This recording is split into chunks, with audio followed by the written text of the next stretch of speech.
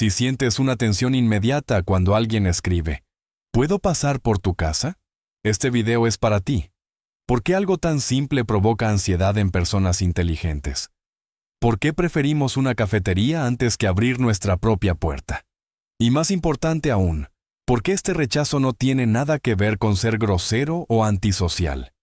Hoy vamos a descubrir lo que realmente ocurre en tu mente y por qué tu hogar se ha convertido en tu último refugio. Para muchas personas inteligentes, la casa no es solo un lugar donde se duerme o se guarda ropa. Es una extensión silenciosa de su identidad. Cada objeto, cada rincón, incluso el desorden aparente, cuenta una historia íntima. No es algo que se muestre con palabras, sino con presencia.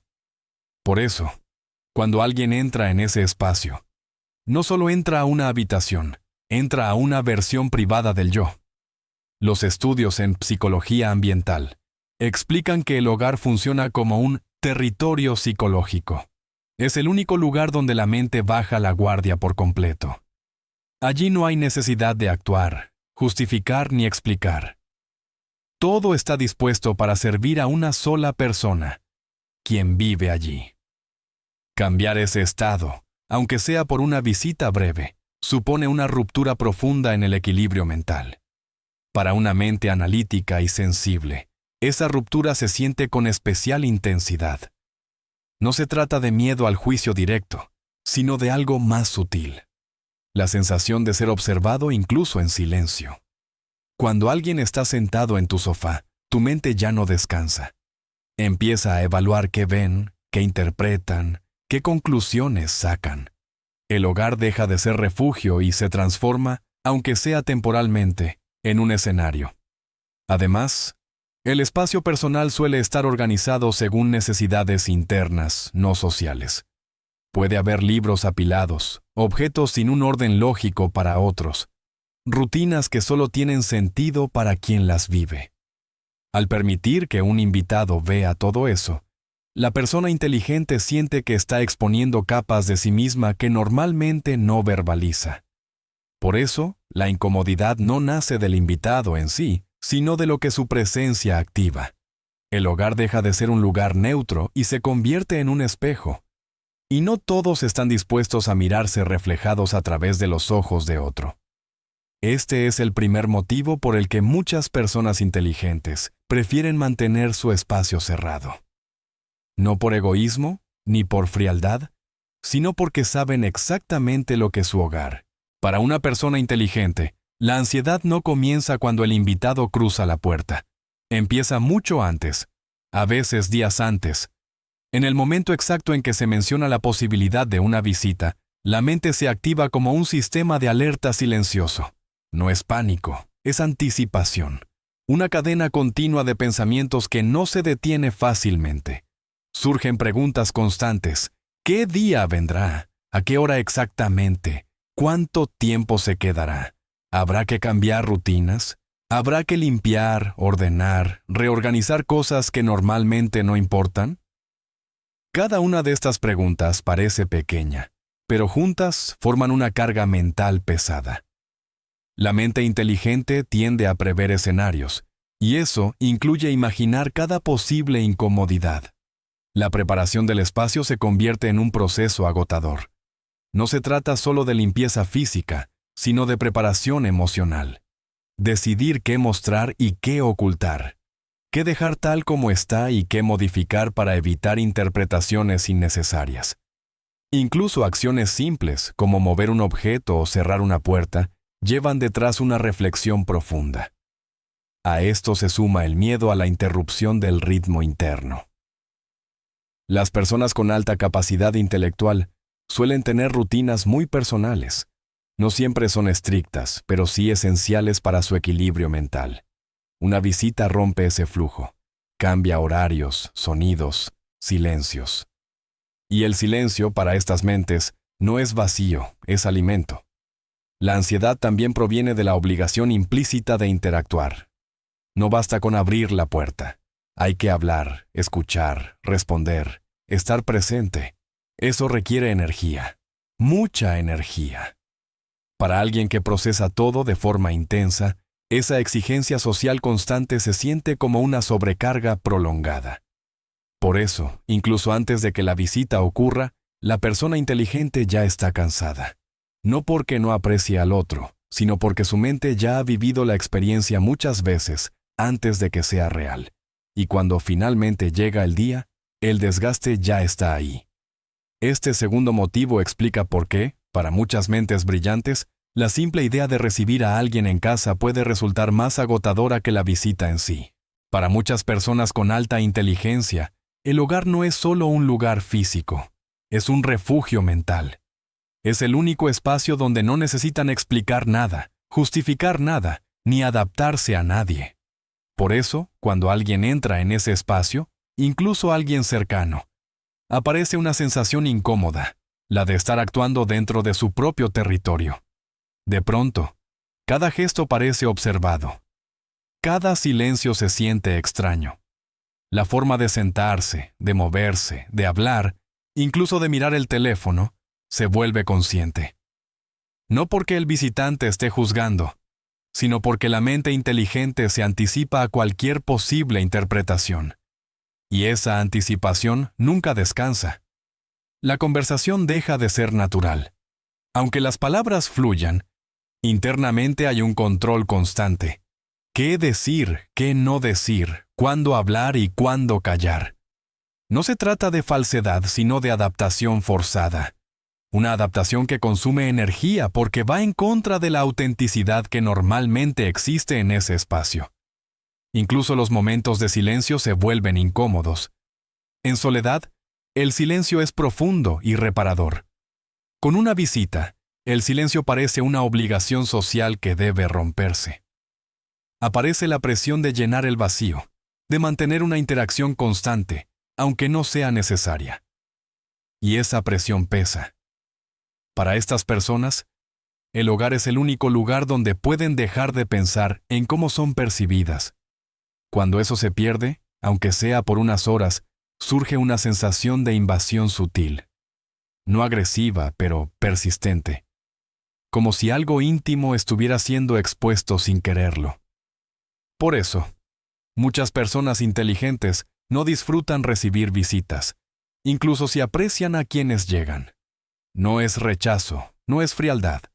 Es la dificultad de sentirse uno mismo cuando el espacio que define esa identidad deja de ser completamente privado. Este punto marca un quiebre importante. La casa ya no es solo casa, se convierte en escenario. Y nadie quiere vivir actuando demasiado tiempo. Cuando la visita finalmente se va y la puerta se cierra, no llega el alivio inmediato que muchos imaginan. Llega el silencio, sí, pero junto con él aparece un cansancio profundo, difícil de explicar. No es agotamiento físico, es un desgaste mental acumulado, silencioso y persistente. Durante toda la visita, la mente ha estado activa sin descanso, analizando tonos de voz, expresiones, silencios, gestos, ajustando respuestas, midiendo palabras, anticipando reacciones. Todo eso ocurre sin que nadie lo note desde fuera. Por eso, cuando termina, el cuerpo permanece quieto, pero la mente sigue acelerada. Aparecen pensamientos repetitivos. ¿Hablé demasiado? ¿Dije algo innecesario? ¿Se notó mi incomodidad? ¿Interpretaron bien mis silencios? No importa que la visita haya sido agradable.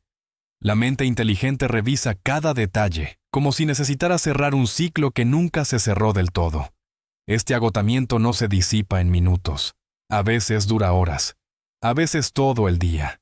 La persona puede sentirse irritable, distante o simplemente vacía, sin una razón clara. Y eso genera culpa, porque desde fuera no hubo ningún conflicto, solo una visita normal. Entonces, ¿por qué el cansancio? La respuesta está en el esfuerzo invisible de sostener una versión socialmente funcional de uno mismo durante demasiado tiempo. Para alguien con alta inteligencia, ese esfuerzo no es ligero, es profundo, constante y emocionalmente demandante. Por eso, muchas personas evitan las visitas no por desinterés, sino por autoprotección. Saben, aunque no siempre puedan explicarlo, que después necesitarán un largo periodo de silencio para volver a sentirse completas. Y ese silencio no es aislamiento, es recuperación. No toda soledad es igual. Y para una mente altamente inteligente, esta diferencia lo cambia todo. Existe una soledad que asfixia, que nace del rechazo, del abandono, de sentirse invisible incluso cuando se está rodeado de gente. Esa soledad pesa, hiere y desgasta. Pero existe otra, mucho más silenciosa, que no duele. Sana. La soledad elegida no es huida. Es un acto consciente. Es el momento en el que la persona decide retirarse del ruido para escucharse de nuevo. Después de demasiadas voces, demasiadas opiniones, demasiadas expectativas ajenas, la mente necesita volver a su propio ritmo. Y solo lo logra cuando el mundo se apaga un poco. En ese espacio íntimo no hay que actuar ni explicar nada. No hay que responder rápido ni mantener una conversación constante. La mente puede divagar, conectar ideas lejanas, revisar emociones que quedaron suspendidas durante el contacto social. Es allí donde se recupera la claridad. Por eso, muchas personas inteligentes se sienten incomprendidas cuando dicen que necesitan estar solas. Desde fuera parece frialdad, distancia o incluso arrogancia, pero en realidad es supervivencia emocional. Es la única forma que conocen de volver a sentirse completas después de haber entregado demasiado de sí mismas. El problema surge cuando esta necesidad se confunde con rechazo hacia los demás. Entonces, llegan las preguntas incómodas, las interpretaciones erróneas, la presión social para salir más, hablar más, ser más accesible. Y poco a poco, la soledad que antes sanaba empieza a doler. Porque cuando alguien no puede elegirla, deja de ser refugio y se convierte en castigo. Las mentes más profundas no temen estar solas. Temen no poder estarlo cuando lo necesitan. Y esa diferencia explica por qué, a veces, prefieren desaparecer un tiempo antes que quedarse y romperse por dentro. No es que no les guste hablar. Es que muchas conversaciones no les dicen nada.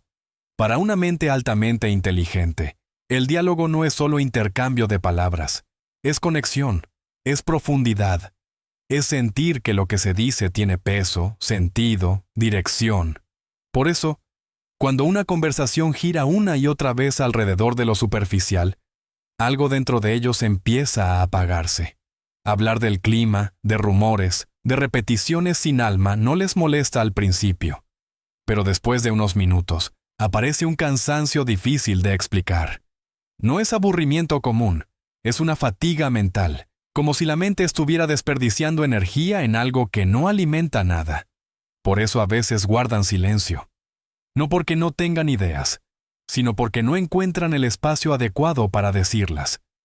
Saben que si hablan de verdad, si profundizan, pueden incomodar.